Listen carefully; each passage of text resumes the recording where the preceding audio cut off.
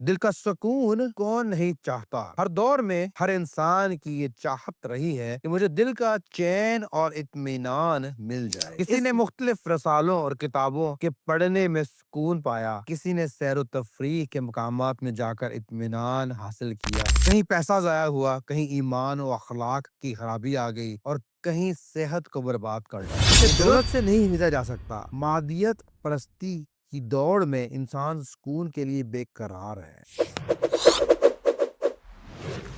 آپ نبی کریم صلی اللہ علیہ وسلم کا ارشاد ہے، جہاں کہیں اللہ کے بندے اللہ کا ذکر کرتے ہیں تو لازمی طور پر فرشتے ہر طرف سے ان کے گرد جمع ہو جاتے ہیں اور ان کو گھیر لیتے ہیں، اور رحمت الہی ان کو ڈانپ لیتی ہے اور ان پر سکینے کی کیفیت نازل ہوتی ہے، اور اللہ تعالیٰ اپنے معتبر ملائکہ میں ان کا ذکر فرماتے ہیں۔ دل کا سکون کون نہیں چاہتا؟ ہر دور میں ہر انسان کی یہ چاہت رہی ہے کہ مجھے دل کا چین اور اطمینان مل جائے۔ اس اطمینان کو انسان نے جگہ جگہ تلاش کیا۔ کسی نے مختلف رسالوں اور کتابوں کے پڑھنے میں سکون پایا، کسی نے سیر و تفریح کے مقامات میں جا کر اطمینان حاصل کیا، کسی نے باغات کی سیریں کی، درختوں اور پودوں کے درمیان گھوما پھرا اور پھولوں کے رنگ بو میں سکون تلاش کی، کسی نے کھیل کو اپنی تفریح بنا لی اور اطمینان حاصل کرنے کی کوشش کی۔ لیکن انسان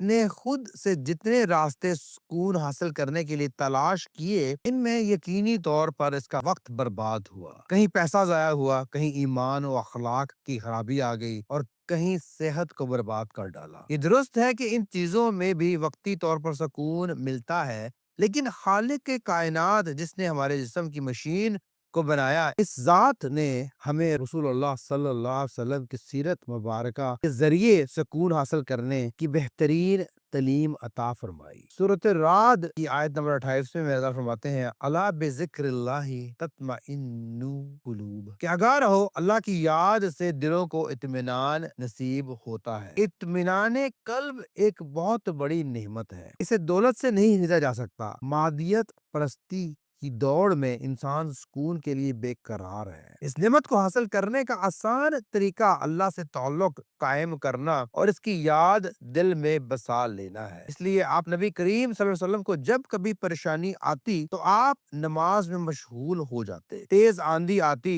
تو آپ نماز کی طرف متوجہ ہو جاتے، بارش نہ آتی، خشک سالی ہو جاتی تو نماز کی طرف رجوع کرتے۔ تو نبی کریم صلی اللہ علیہ وسلم کے گھر والوں پر کسی قسم کی تنگی اور پریشانی آتی، دل بے سکون ہوتا تو آپ ان کو نماز کا حکم فرمایا کرتے اور یہ آیت تلاوت فرماتے، یعنی آپ اپنے گھر والوں کو نماز کا حکم کرتے رہیے اور اس کی پابندی فرماتے رہیے۔ ہم آپ سے رزق کا مطالبہ کرنا نہیں چاہتے، یعنی رزق دینے والا اللہ ہے اور اس کی طرف رجوع کرنا چاہیے۔ رسول اکرم صلی اللہ علیہ وسلم نے اپنی سیرت کے ذریعے یہ تعلیم ہم انسانوں کو دی ہے کہ اللہ سے غافل ہو کر دنیا کی دولت میں کبھی اطمینان اور سکون نہیں انسان پا سکتا۔ آپ نبی کریم صلی اللہ علیہ وسلم کا ایک فرمان ہے جس میں فرماتے ہیں کہ اگر آدمی کے پاس 2 وادیاں مال کی بری ہوئی ہوں تو وہ چاہے گا کہ میرے پاس تیسری وادی بھی مال سے بری ہوئی آ جائے، اور ابن آدم کا پیٹ تو صرف قبر کی مٹی ہی بھر سکتی ہے۔ اور پھر فرمایا کہ جو لوگ اپنا رخ اللہ کی طرف کر لیں تو ان پر اللہ کی خاص عنایت ہوتی ہے اور ان کو اللہ اس دنیا میں اطمینان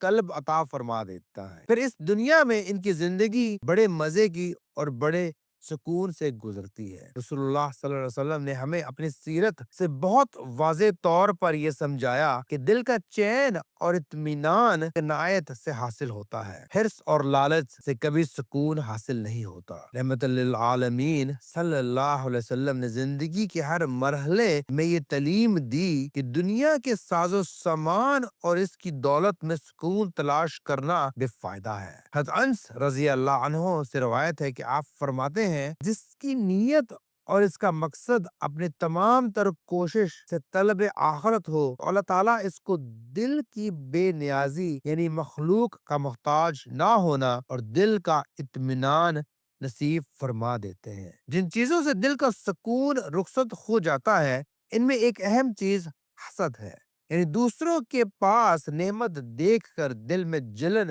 محسوس کرنا، دوسرے کی خوشحالی دیکھ کر دل میں کڑنا اور یہ چاہنا کہ دوسرے انسان کو یہ چیز کیوں ملی۔ معاشرے میں رہتے ہوئے آپس میں حسد کرنے سے ذہنی سکون ختم ہو جاتا ہے۔ اس لیے آپ نبی کریم صلی اللہ علیہ وسلم نے اپنی سیرت کے ذریعے امت کو تعلیم دی کہ اگر دل کا سکون اور اطمینان چاہیے تو مثبت خیالات اور پاکیزہ سوچ کو اپنائیے۔ آپ نے ایسا معاشرہ ترتیب دیا جس میں خود کھا کر اتنا اطمینان نہیں ملتا جتنا دوسرے کو کھلا کر سکون ملتا ہے۔ اپنی مرضی، اپنی چاہت پوری کرنے کے بجائے ایثار کی تعلیم دی اور یہ سکھایا کہ نفسا نفسی کے عالم میں سکون نصیب نہیں ہوتا، بلکہ احسان کر کے، خدمت کر کے، آپس کی ہمدردی اور غمخواری کے ذریعے دل کا سکون نصیب ہوتا ہے۔ رسول اللہ صلی اللہ علیہ وسلم نے سیرت کے ذریعے اس بات کی بھی تعلیم دی کہ دوسروں کے حقوق کو